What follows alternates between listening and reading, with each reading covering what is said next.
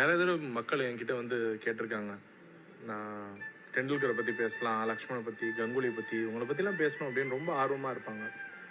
ஆனால் அவங்கள பற்றிலாம் பேசுறதை விட நான் இப்போ ஒரு முக்கியமான ஆளை பற்றி பேச போகிறேன். ப்ராப்ளி உங்களுக்கு தெரிஞ்சிருக்கும். 2 வருஷத்துக்கு முன்னாடி பிரவீன் டாம்ரே அப்படின்னு ஒரு ஆள். அவர் வந்து ஒரு லெக் ஸ்பின்னரு. அவர் 20 வருஷமாக விளையாண்டுட்டு இருக்காரு.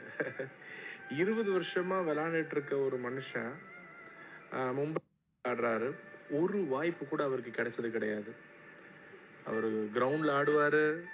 அண்ட் எந்த ஒரு ஜூனியர் லெவல்லையோ ஒரு ரெக்கக்னைஸ்டு பிளாட்ஃபார்மில் அவருக்கு ஒரு வாய்ப்பு அப்படின்றது கிடைச்சதே கிடையாது. ஆனால் 20 வருஷமாக விளையாண்டுட்டே இருக்காது. என்னால் நம்பவே முடியல. என்னன்னா அந்த மைதான் கிரிக்கெட்டுன்னு சொல்லுவாங்களா, அந்த மாதிரியான லோக்கல் கிரிக்கெட்டில் ரொம்ப ஆர்வமாக கிரிக்கெட்டை விளையாண்டுக்கிட்டே இருக்காரு. தனக்கு அது எதுவும் கொடுக்கலன்னு தெரிஞ்சும் இந்த மாதிரி பண்ணுறது அவ்வளோ ஈஸி கிடையாது. அவர் அது பண்ணார். ஒரு 2 வருஷத்துக்கு முன்னாடி அவரை பார்த்தேன். அவர் லெக் ஸ்பின்னர். ராஜஸ்தான் ராயல்ஸ்க்கு செலக்ட் பண்ணும்போது அவரை செலக்ட் பண்ணேன்.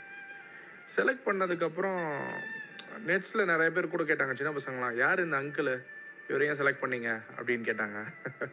ஏன்னா 41 வயசு அவர் நாங்கள் செலக்ட் பண்ணும் போது.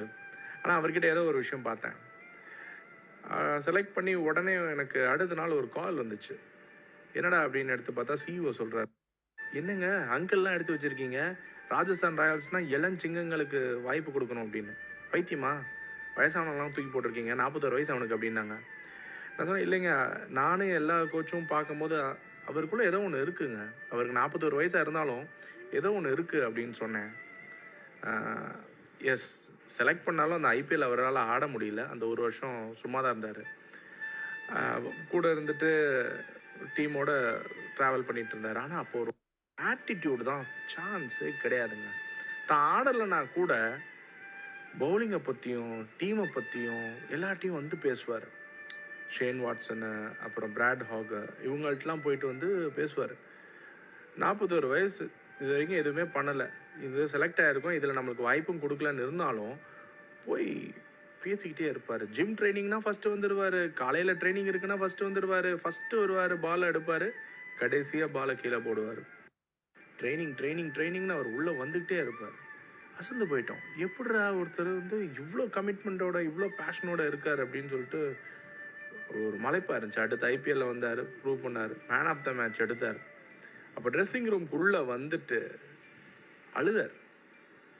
அந்த அழுகையில் என்ன இருந்துச்சுன்னா, இத்தனை வருஷத்தோட தவம், பேஷன், எனக்கு நீ எது கொடுக்கலனாலும் இதை செய்கிறதே எனக்கு ஒரு சந்தோஷம் அப்படின்னு கிரிக்கெட் மேலே அவர் வச்சிருந்த அந்த ஒரு காதல் அதில் வெளிப்பட்டுச்சு.